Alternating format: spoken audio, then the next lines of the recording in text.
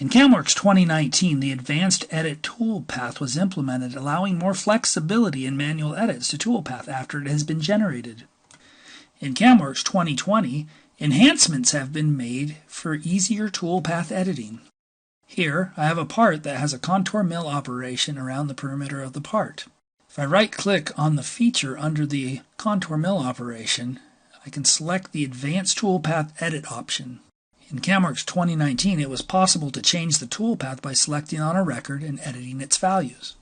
For this example, I will change the starting rapid move location.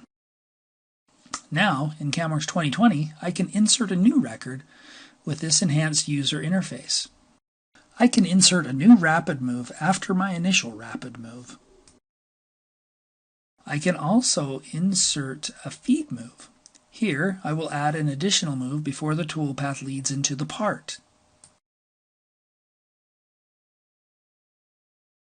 I can enter in text as well. Here, I will add a couple of lines of custom codes.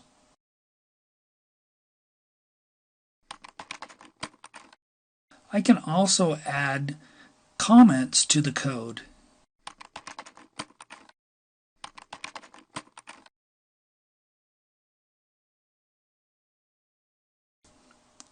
And finally, I can override the feed rate. When I click OK to accept these changes, I am prompted to lock the toolpath to keep these edits safe. Now, if I post-process the G-code, we can see the edits.